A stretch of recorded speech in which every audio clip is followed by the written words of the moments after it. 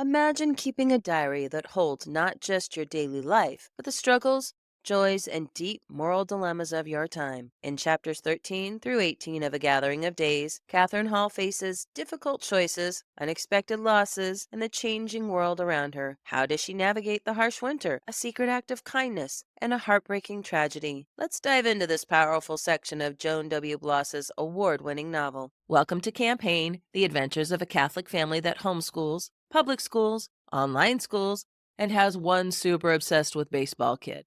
Currently, I, Tia Hain, am a Classical Conversations Challenge A director. A lot of this podcast is related to that for now. I upload a new podcast every Friday, other videos on YouTube as well, and I also post videos about math, mostly algebra because that's what I'm tutoring right now, and our life. We love our adventures, so come along for the ride. And click subscribe or follow if you are a homeschooler or are thinking about homeschooling, or even if this content just interests you. I've said the things, now let's move on into the content. First, I would like to apologize for being so late. I know last episode I said that I was just getting over a sickness that we had. Little did we know that was actually the easy sickness. Right after that, our family got hit with something else that basically knocks you out of commission for about 2 weeks. And during that 2 weeks, I still had to direct my Challenge A class. Everything else got put on the wayside because that was about all I could handle was directing the class and getting ready for it. And even that, I didn't do the greatest job. But I'm back now, and I'm going to finish up A Gathering of Days. Hopefully this isn't too late for you guys. I know we just finished up doing our paper for the book, so hopefully it's still helpful for some of you. And it has been requested that I do Crispin as well. What I think I'm going to do with that is because it's 58 chapters, I am going to chop it up into much smaller, like mini podcast episodes, hopefully around 10 chapters each. That would make it about 6 episodes. But instead of doing it out over 6 weeks, I'm going to try to release them within about 2 weeks, maybe about 3 episodes a week. Cross your fingers, wish me luck, pray for me. Hopefully I can get that done for you all. But right now, let's go ahead and dive into chapters 13 through 18 of A Gathering of Days. Chapter 13. We start off with Monday, June 13th. Anne, the stepmom, brought out her pattern book, which had many different patterns of quilts in it. Catherine selected the Mariner's Compass because the background is white, and she can use an old linen for that. It is a pattern not known there where they are in New Hampshire, even though it is quite popular in Boston and Maine. Tuesday, June 14th, when Catherine got home from school, her stepmom had laid out a bunch of scraps of material, and she told Catherine, "You will need to cut them very exact." And her stepmom watches. Wednesday, June 15th, Uncle Jack tells a story of a farmer. The farmer bet that he knew how much his horse could pull. A bystander selected a log, and the farmer nodded. But the horse couldn't move it. Then the farmer saw a pair of wet mittens on the log, removed them, and the horse could pull the log. Daniel questioned if the story was true. Thursday, June 16th. Joshua met the girls at school. He was walking to the shipments to get some books from Teacher Holt. Joshua says he aspires to study at Mr. Dudley Levitt's school. Saturday, June 18th. Catherine is still cutting pieces for her quilt. The stepmom says that maybe if she knew then what she has to do now, she might have made a different choice. Monday, June 20th. Sophie now walks the long way home to conveniently walk by the shipman's home, and Asa is conveniently always at the fence when she walks by. Wednesday, June 22nd. The stepmom is getting picky on how things should be taken care of in the house. But also, Catherine notices she will usually take her side against Daniel or even father sometimes. And as she was repacking a trunk from Boston, she asked if Catherine liked a set of cuffs and matching collar. Catherine thought they were beautiful, and the stepmom gave them to her. Thursday, June 23rd. There was a great storm last night, and Catherine liked it while Maddie did not. Friday, June 24th. Have enough pieces cut to start the quilt. Monday, June 27th. Stitching away. Must get stepmom's approval for each block done. Late summer evenings mean more social time. Daniel and Asa are fast friends now. July 4th. Before the sun was fully up, chores were done, wagon was packed, and food and cider were packed along with it, and they were on their way to town for the celebration. Lots going on for the celebration, including the occasional firecrackers spooking horses, but their horses, Babe and Nellie, stay calm all day. Now, if you can in the comments, can you remind me, have we even talked about their horses, Babe and Nellie, before? I think we might have briefly mentioned a horse or two, but I don't even remember getting their names. Anyway, 9 a.m. is the parade of the militia. Yankee Doodle is the last song that is played. The Declaration of Independence is read, and then a prayer. Catherine feels a soldier's prayer is more forceful than a minister's. Daniel and Asa slipped off, so did Father and Uncle Jack, but the women were enjoying the show so much they hardly even noticed that they had slipped off. By midday, it was rather warm, and they enjoyed the shade of the wagon and ate the food that they had brought. Father already heard of burns and a maiming from a misfired explosion. As the afternoon went on, people stopped to meet the new wife. As they headed home, one last display of fireworks was over the valley. Thursday, July 7th. It's very hot, no rain, raspberries are sad. Father is worried about fire, so buckets of water are stored around the house, and the Shipman family visited. Friday, July 8th. Maddie got stung by a bee and ran to her instead of Catherine. She mixed salt and water to make a paste. It worked well. This was a new remedy to Catherine. Catherine watched while she sat with Maddie and sang funny songs. And then she remembered that her mother used to do that with her. Monday, July 11th. There is difficulty in raising money for the Bunker Hill Monument. 6 years ago, she took Daniel to the marker's dedication. General Lafayette from France and Senator Daniel Webster were there. Daniel had liked that they shared a name then. She commented that Senator Webster is also the son of a New Hampshire farmer, so they share that now, too. Even though the girls liked this, Daniel didn't seem to care. The monument is to greet those entering and leaving Boston Harbor. Tuesday, July 12th. Daniel figured a perfect name for the girls to call his mother, Mama Ann, and that's spelled Mammann. Mama is combined with her name Ann. She heard it as sounding French, though.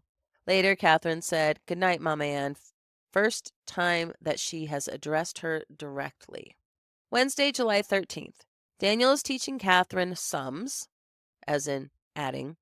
She will surprise him next winter with a knitted muffler. Thursday, July 14th. A boy died from burns received on July 4th. Mama Ann believes it is a terrible price to pay for celebration. Father thinks it will always happen so long as we celebrate July 4th. We celebrate because we love our freedom being in the U.S. gives us. Mama Ann says she loves it no less than he. She just doesn't like people dying for celebrating. Mr. Shipman brought up Zebulon Preston, who got his ear shot off. Mama Ann shushed him. Catherine thought of how when Father talked with him, she would stare at his ear and wonder about the scar. So Zebulon Preston is somebody that does some work in town, and so she's remembering back a long time ago before the story takes place, how when Father would talk with him, that Catherine herself would notice the scar and, well, his ear, and would stare at it. Friday, July 15th. Eating mostly beans and drying some for winter. Catherine isn't thrilled with so many, but Mama Ann and Father remind her to be grateful for the food. Saturday, July 16th, Cassie and Daniel hanging out together more. The Sabbath, July 17th, Mama Ann makes an observation about swallows and spring. And that is the end of chapter 13. We are now moving on to chapter 14. Monday, July 25th. Teacher Holt and Aunt Lucy are getting married. There's no date set yet. Catherine and Cassie hope they get married there. It is decided that the Hall children and the Shipman children will call him Uncle Edward from now on. Mama Ann says joyful times confirm faith as sorrowful times test it. Thursday, July 28th. On the way home from school, Catherine and Cassie talk about how happy Aunt Lucy is. Sophie loses it and cries about going to the mills. She wants them to write letters to her. She makes them promise. Monday, August 1st. Finally, rain. But Father thinks it's too late to help the corn. Mama Ann's roses stand upright now. Tuesday, August 2nd. Joshua was there as school got out. He walked with Catherine, Cassie, and Sophie a ways. He suggested going through the woods. Cassie and Sophie did not want to, so Catherine and Joshua went. They were grateful for the coolness of the woods, and they came across an oriole, and Catherine wanted to draw it. Wednesday, August 3rd. Catherine dreads having the fire going during the summer. Mama Ann's complexion is getting darker in the summer months. It's not as fair as it once was. No longer worried about being elegant, she pins up her hair, like a farmer's wife, and rolls up her sleeves to the elbow. Thursday, August 4th. Teacher Orpha sometimes has school outside under the tree. The littles practice verses and ABCs. The older kids practice three-syllable words, not telling teacher they have already mastered them. Catherine thinks about the Jew who sold her the scissors, then says she has 7 blocks of quilt done, so many, many more to go. Friday, August 5th. Daniel and Asa help each other with their chores so they can go fishing. Saturday, August 6th. It's too hot. The cat doesn't even go after the mouse. All move slowly in the heat. Sunday, August 7th. Another story from Father. When he was young, there was a poor family who lived on the edge of town. One day the mom went to a house asking for a bit of butter. The farm wife who answered the door said she didn't have any, and the other woman ran off cursing. So the farm wife went back to churning, but no butter would come. So the farm wife put the hook that held the pot into the fire and then put it into the churn so steam rose up and the butter was made. 2 days later at sundown, a child came to the farmer's wife's door saying her mother was ill. She went, and as she approached the bed, she knew it was too late. Then Father continued on with the story. They said in town that when the body was gotten ready for burial, a recent burn in the shape of a hook was discovered. It was just the same as the hook that the farm wife used to purify the milk. Now, I'm going to tell you the truth. I don't understand the point of this story. I think he's saying something about, it sounds like he's saying that the farmer's wife had burned her somehow or had burned her when she was there asking for a bit of butter. I don't understand the point of telling the story, and I don't understand the point of telling the story in this particular book. Once again, if you understand what's going on here, please leave a note in the comments and let me know. It's just a little confusing to me as to what this has to do with the rest of the story. Okay, Tuesday, August 9th. Catherine complains about the heat. Mama Ann says that they should be grateful for the large summer kitchen that they have so the rest of the house doesn't get extra hot, or how the city dwellers have to deal with all of the fires on their street, and it's much worse. Mama Ann is amazed by country life. Wednesday, August 10th. The dark striped tabby cat had her kittens. Cassie likes the white one best, while Catherine likes the black one. Thursday, August 11th. Mrs. Shipman, Mama Ann, Cassie, and Catherine pick whortleberries all day. They found tons. Pies, puddings, enriched summer milk are all going to be made from them. Their arms have tons of welts and scratches from the briars. They wash themselves in the little Squam pond before returning home. Cassie became chilled. This happens with Cassie, but her hands were still cold when they said goodbye. Tomorrow they will meet to sort the berries. Friday, August 12th. Cassie has a fever. Catherine thinks it might be because she got too chilled the day before. Cassie wasn't at school, and the Shipmans didn't come over. Daniel sulks because he wanted to go to town with Asa, but Mama Ann said she wouldn't grant permission anyway. Saturday, August 13th. Mama Ann visited the Shipmans. She said Cassie took a turn for the worse. They called the doctor, and he applied leeches. Cassie's even more weak and pale. Mama Ann wants to call another doctor, but Father points out that they aren't in Boston. There is no other doctor. Monday, August 15th. It is still way too hot. No storm came to break the heat. Cassie is slightly improved. Catherine picks flowers, hoping to see her. Cassie's mother says that she is resting, and she won't let Catherine in. Catherine felt she must see her to also express affections from schoolmates. Later, written by Moonlight, Catherine writes, cicadas so loud that they woke her. Tuesday, August 16th. Cassie took another turn for the worst. Mama Ann gets upset and at one point flees from the house. She comes back a bit later and she's all composed. She sat at her writing desk and she is determined to send to Boston for a book of remedies. And then Uncle Jack came to visit later. Wednesday, August 17th. They say Cassie is recovering. More berries have grown. Catherine won at spelling. Thursday, August 18th. Finally had the storm. Father tells the tale of the old man and the sea. Catherine got chills at the fateful verse. Man of the sea, come listen to me, for Alice, my wife, the plague of my life, has sent me to beg a boon of thee. The moral coming through of becoming poor again because she wished too high. Then Catherine thinks about how she had wished for wealth without labor, and she appreciates Father's teaching. Maddie asks if that happened in Father's town when he was young, and everyone laughed, and poor Maddie ran to the house. Daniel followed her in. Catherine overhears Daniel telling Maddie that he believed the story when he was younger too, but since he was in Boston, he thought it happened there. Saturday, August 20th. The only entry is Cassie died. Now we're on to chapter 15. Monday, August 22nd. Catherine, Maddie, and Sophie were among the 12 girls chosen to be in the funeral for Cassie. They wore all white and carried armfuls of wild flowers. They were the same ones Catherine had picked for Cassie earlier. The church bell filled the air as they walked to the cemetery. Everyone was crying, even the men. Cassie's father wrote a small poem to be put on Cassie's gravestone. It says, "She lived among us for a while and brought joy where she went. We thought she was a gift of God, but learned she was but lent." Catherine thinks of it over and over again, and she decides she's going to strive to be good and kind like Cassie for Cassie's sake. Thursday, August 25th. Mama Ann is constantly at the Shipmans helping. She is unnaturally calm. Father and Uncle Edward ask Mr. Shipman if they can help, but he says no. Aunt Lucy brought out all of her lovely dresses to be dyed for mourning clothes, as in Mourning. Mama Ann says she doesn't know how the Shipmans do it, so resigned.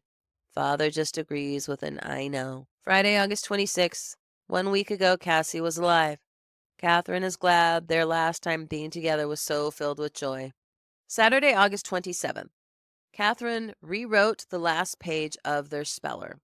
We should remember our departed friends, only to imitate their virtues and not pine away with useless sorrow. Catherine and Sophie talk about missing Cassie. Sophie talks about how she is gone, while Catherine protests, saying she lives in their thoughts and love. In her heart, she knows Sophie is right. Later, while walking by the Shipmans, Catherine looks up at Cassie's window out of habit, and she remembers calling to Cassie and hanging out up there with her. Mrs. Shipman says the morning Cassie was gone, she was peaceful with a smile on her face. In the meantime, Mama Ann awaits her book of remedies from Boston. Catherine notes how different Mama Ann and Mrs. Shipman handle the loss. Mrs. Shipman is stoic and resigned, while Mama Ann is searching for solutions. What would her own mother have done? She wonders. Friday, September 2nd. David Shipman showed up at their door with lime for preserving eggs. They had more than enough and wanted to share. He stayed a bit watching Catherine draw her flowers. He commented that it was pretty, what she was drawing, then he took her pen and drew a small mouse looking at her flowers. Catherine didn't know that he also drew. Sunday, September 4th. The sermon reminded them that although their suffering is great, there is always others who suffer more. And it was reminded to them of the Wiley slide, which was 5 years earlier. It was in 1826. Lots of slides were on the mountains. The Wiley farm was on Crawford Notch, where the mountain was steep. One afternoon there was a bad slide. The Wileys fled from their home, but all were caught by the slide and killed. For some reason, the avalanche parted around their house, so if they hadn't left their house, they would have been fine. Rescuers went into the house and found the Bible open to a certain passage about the Lord thundering the heavens. Father read it out loud to them. With this, Daniel broke into sobs and left the room. Monday, September 5th. The kettles boiled with laundry. Catherine and Mama Ann sorted and tied up herbs. Asa and David came to visit with Daniel. They have grown close now. Sometimes they let Catherine hang out with them now that Cassie is gone. Now we are on to chapter 16. Tuesday, September 6th. Catherine has fallen behind in her quilt, so Mama Ann tells her just to work on sewing to catch up. David asks if the quilt has a name. Mariner's Compass. Catherine told him the story of its meaning. Asa asked how it would help if the quilt was in Boston and the sailor was at sea. Everyone laughed. This was the first time they had laughed since Cassie died. Wednesday, September 7th. Maddie played with her dolls today. She hadn't done so in a long time. Maddie, Catherine, and Mama Ann did their best to spruce them up. Catherine remembers playing with dolls when she was little. Thursday, September 8th. The kittens have grown and are hunting on their own. Monday, September 12th. Father is weary tonight from an old injury and working, determined to complete the haying. Catherine thinks of long ago when her mother had died, how she awoke one morning to the mirror turned to face the wall and the smell of fresh cut wood for two coffins in the house. One large, one small, and they were both inside the house. Tuesday, September 13th. They learned of Nat Turner's rebellion. Many people had been murdered, most of those rebelling taken and shot. Nat Turner was in jail. It happened back on August 21st, the day after Cassie had died. September 14th, Wednesday. Uncle Jack has a copy of The Liberator. William Lloyd Garrison, who publishes the paper, writes how what was prophesied in January has come to quote-unquote bloody reality. The killings were a dreadful event, but the raiders do not deserve any more censure than the Greeks in destroying the Turks, or the Poles in exterminating the Russians, or our fathers slaughtering the British. That was a quote from William Lloyd Garrison. And there was a hurricane in Port-au-Prince. 700 had died. Thursday, September 15th. There's lots of talk driven by the slave revolt. Many people want a new nation in Africa for them called Liberia. Southerners are opposed. They depend on the labor. Some say the slaves are ill prepared to be on their own. Others say some slaves do not even wish to go. Should they be departed against their will? Father agrees on the settlement, and Uncle Jack does not. He thinks the Southerners would know better than the Yankee farmers what would be best. Catherine is now certain her phantom was a runaway slave. Friday, September 16th. Lots of hard work from Father and Daniel, haying, mowing, gathering. Daniel says he looks forward to the start of school. Father declares they have made a farm boy of him. When Mama Ann asks how so, he says he never met a farm boy yet who would not rather trade his hay fork for a quill this time of year. Saturday, September 17th. Awoke from their beds due to the northern lights, displaying beautifully. They watched for an hour before all being too tired to stay up any more. Monday, September 19th. Aunt Lucy marriage date is set again. Teacher Holt accepted a position at the Boys' Academy in Exeter. They want to establish themselves before the autumn term. Aunt Lucy wants to be married here. Tuesday, September 20th. Mama Ann disciplined Maddie today. You must learn to like the doing of that which we like you to do.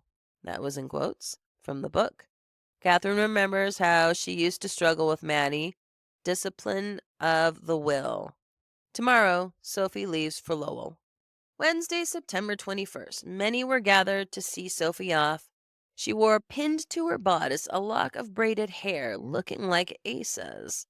Many tears from everyone. Catherine didn't realize how dear Sophie had become to her. She wishes her well. Thursday, September 22nd. Aunt Lucy will get married on Sunday. Mama Ann asks if Catherine will wear the blue bonnet she got for her. Catherine says in her journal that she would like to do it to please Mama Ann, but she cannot, will not, won't. Sunday, September 25th. Aunt Lucy gets married. All the same people were there who were at Cassie's funeral. The Shipmans were dressed in black except Aunt Lucy in bridal white. Catherine wore Sunday best and her mother's brooch. Father wore his wedding jacket, and Mama Ann wore dark green silk. The ceremony was brief, and Aunt Lucy and Uncle Edward were off. Thursday, September 29th, Catherine got a package. The writing on it was the same as the writing in her book. In it was 2 matching pieces of crocheted lace, and a note written, "Sisters bless you, free now, Curtis, in Canada." At first, Catherine was confused with the 2 pieces of lace and the sisters. Then she remembered Cassie, and she started weeping. Wednesday, October 12th. Start of winter school. Catherine walked to school with Maddie, Daniel, and Asa, but she was thinking more of who wasn't there than who was. Mama Ann gave Catherine a shawl of hers. As she put it across her shoulders and knotted it in the front, Mama Ann commented how the color becomes Catherine. Some of the kids are now smaller than Maddie. She enjoys being in the second row of school instead of the first. Catherine doesn't like the new teacher. His face is pinched and he sniffs and coughs for emphasis. And there are 7 new switches sitting in the corner. He made it obvious that he planned to use the switches to keep order. Joshua was there. Catherine hadn't seen him since Cassie's funeral. Thursday, October 13th. Sophie's father is going to move the family to Ohio. The farming is better there. He will send for the rest of the family when the new homestead is found and the cabin built. Friday, October 14th. The stencilers were back. They had stopped at the Shipmans and heard about Cassie. So very sorry. The bearded one noticed father had gotten a wife and a full-grown son since they had been there last. Father said he had no money for murals. The painter said he would paint a likeness of the new Mistress Hall using a new camera obscura to speed up the process. He would let father make portraits of all the children for free using the device if he did that. So father accepted. The way the device works is using mirrors to direct the image on paper. Then the artist could trace the image and color it in on the paper. The one the artist did of Mama Ann looks lovely. The ones father did of the children were Catherine thinks that in the portrait her brow is too big and her chin is too small. Sunday, October 16th. Fallen leaves and apples. The apples are to be made into cider. They see Uncle Jack less and less. He talks of heading west to Ohio. Catherine thinks it might be because of his influence with father has diminished since Mama Ann has come. Catherine decides to read a few lines from the Bible every day. Monday, October 17th. There is talk that the Jew who sells sewing notions has been around, but they have not seen him. Maybe he is anxious to get home in the cold. From one of the school books, it says, Zeno says men have 2 ears but 1 tongue, so they should listen twice as much as they can speak. Thursday, October 20th. Mama Ann's book of remedies has come. The bookseller tried to talk her into another book, published only a year ago, and claims the latest and most approved remedies. Mama Ann says she'll think about it, but it is expensive. Father has heard that theirs is considered the best-kept school in the district. The committee is pleased, but the children at the school are not. Each day there are new rules and punishments. All of the older boys are determined to try the teacher. So far, the teacher only threatens the whipping. Sunday, October 23rd. The harvest is here. Father gives the Barlow knife to Daniel, the one he was planning to give to his infant son Nathaniel before he died. Before Daniel had come, Catherine had wondered if one day she would get the knife. Monday, October 24th. Catherine comments about corn and potatoes being the prose of a farmer child's life, and nutting is the poetry.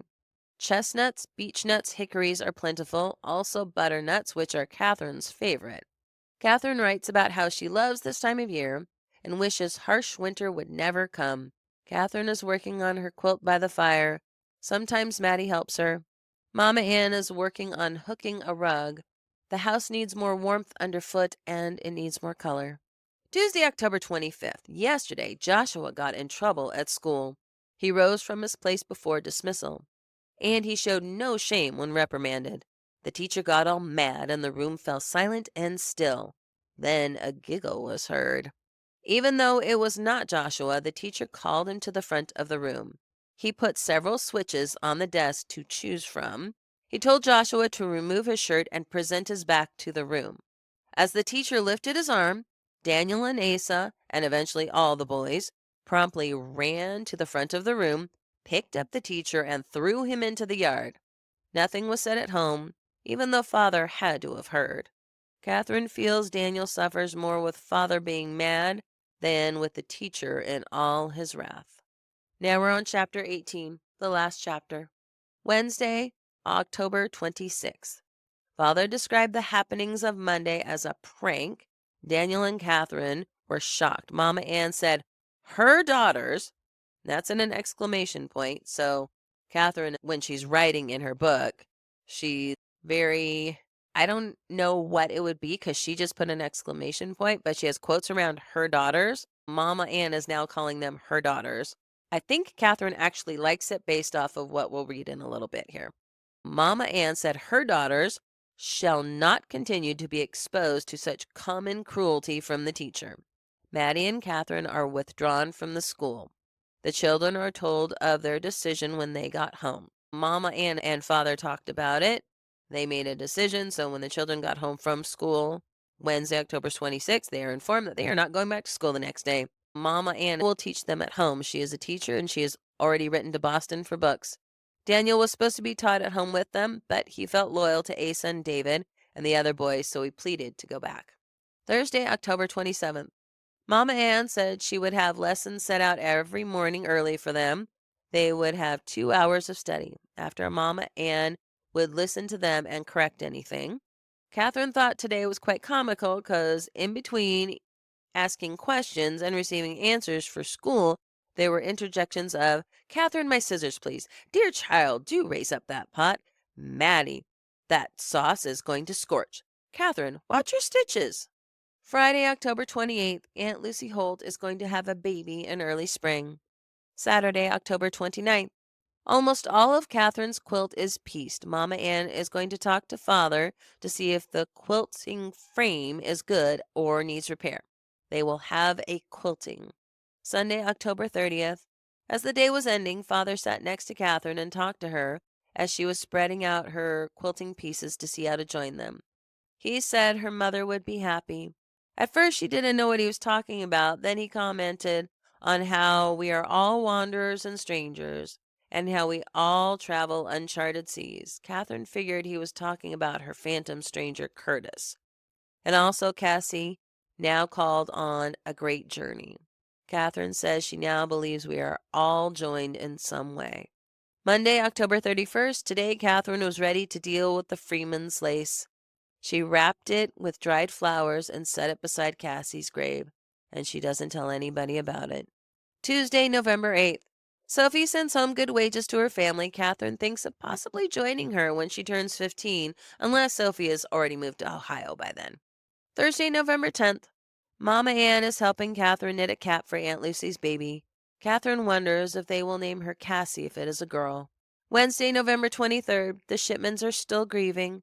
The Halls do not join them for Thanksgiving. The Halls do not have a feast of their own. But they do go to church. Catherine wears the blue bonnet. It compliments her eyes. Monday, December 12th. Father says they must buy Levitt's Almanac for 1832. Others are recommended more, but Father likes this one because it is local and he knows Mr. Levitt. Monday, December 19th. Mrs. Shipman receives a letter from Aunt Lucy. She gives part of it to Catherine because it concerns her. Aunt Lucy asks if Catherine can come to help after the baby is born. Aunt Lucy doesn't really have friends yet, and although the town is poor and girls cannot attend school, Uncle Edward would be glad to teach Catherine at home. Then Catherine comments at the start of writing the journal she wished to stay where she was forever, and also that she become more glad of doing what she is asked. Now she knows she will be fine with whatever Father and Mama Ann decide. She now thinks trust and not submission defines obedience. That reminds me of my own son. A little story here. Back when he was about 10 or 11, my kids are homebodies, and my oldest son is an extreme homebody. But it was very interesting because one time when he was about 10 or 11, his father and I were talking with him, and we were just commenting about someday he will want to leave us, and he burst into tears. The idea of him even wanting to leave us and go out in the world, get his own apartment, or just even go to college was just horrifying to him. He's like, no, I want to stay with you forever. And we had to fight really hard to not just burst out laughing. And it's like, okay, we understand at this age that you think that you want to stay with us forever, but trust us. Soon you will change. Just time will change you. Growing up will change you. Puberty will change you. And you will not want to stay with us forever. And now that he's 16, he's like, I want my license. I want to go out and do things. What college am I going to? That one across the country. That doesn't look so bad. I just thought it was funny that this point reminds me where she was saying, even just at the beginning of her journal, which was about a year and a half earlier, that She was all talking about how she never wanted to leave, and now she's looking forward to going out and exploring the world. Okay, sorry about that side story. Tuesday, December 20th, Father and Mama Ann decide it is best that Catherine accepts the offer. She doesn't have to go yet, 'cause the baby's not due until spring. When the snow and the ice and the mud have gone, is what Father talks about. That's what's important to him. Friday, December 23rd, Mrs. Shipman says she put away Cassie's clothes. She knows some will think it is wasteful, but Mama Ann says that what she did was right. New Year's Day, 1832, Priest Fowl reminded them, "To everything there is a season, and a time to every purpose under heaven, a time to weep, and a time to laugh, a time to mourn, and a time to dance." Catherine comments on all that happened throughout the year. They lived, they loved, they moved, and they learned to accept. Saturday, January 14th, you will notice that these entries keep spreading out here. Today, Catherine looked at the mural painted in the Shipman's house. She looked at the forever spring that Cassie had loved. Then a couple of lines popped into her head. She doesn't know where they came from. "Now let every occasion fill, command thy heart to joy." So she decides that she's going to do that. Friday, February 3rd, heavy snow, knitted all afternoon. Sabbath, snowed again, could not go out. Tuesday, February 7th. The breaking out is today. This will be the first for Daniel. Hard to think he wasn't here the last time. Thursday, March 8th. Catherine is to leave at daybreak. She can't sleep, so she sneaks to the steps to write in her journal by candlelight. Her 2 trunks are by the door, with her traveling cloak on top. Also, there is a book from Mama Ann, Northwood by Mrs. Sarah Josepha Hale. Catherine thinks of everyone asleep in their different areas of the house. Good night and goodbye. There is also a letter at the end of the book, and I'm going to read that letter how it is written just because I don't want to mess it up. The letter is dated December 9th, 1899, Providence, Rhode Island. And it says, "My very dear Catherine, I am so grateful for your letter and glad to know you enjoyed the journal I kept when I was a girl. You ask about the runaway slave, he who was certainly not a phantom, but a real though tiny part of what was happening everywhere then, and what was going to come. I never heard from him again, though sometimes indeed for years and years I used to imagine what I would do were there a knock upon the door, and there he was, Curtis. He never came, of course. Joshua Nelson stayed on as a farmer. 2 of his boys went off to fight in the war between the states. One, the younger boy, I think, got killed in Gettysburg. Then Josh signed up to take his place and got wounded pretty bad. It never healed the way it should, him not being young at the time. He died a couple of years ago. We exchanged Christmas cards right up to the end. All of the others are gone now, too, except for me and little Willie Shipman. I still think of him that way, although the last I heard of him, someone was making a party, him turning 75. No, I didn't forget to tell. We had no presents at Christmas then, nor at birthdays either. The first I saw a Christmas tree must have been in Boston when I was about 23. Well, I'm going on 83 now, but not about to quit. There are too many things I know about where I want to see what happens. You, my dear, being one of them, and this new century starting. Do what you can to make it good, and remember, as we used to say, that life is like a pudding. It takes both the salt and the sugar to make it a really good one. Lovingly, your great-grandmother, Catherine Onesti. P.S. Thank you for telling me about the chair, that it is not worn too badly. After Mama Ann and Father died, it went to my sister Mattie. Mattie never had children, though, and her husband died before her. So when she passed on, it came back to me, and I, having no use for it then, gave it to your mother. You were very clever to have figured that out. That is the end of A Gathering of Days. Hopefully you enjoyed the book, and if you have a paper to write on it, hopefully you are able to get your paper finished. That is pretty much the end of this podcast. I know it's kind of a long one here to finish up the book, but over the next 2 weeks, I will hopefully have Crispin all summarized up for you and easy for you to get through so you can work on your paper for that one. Until next time.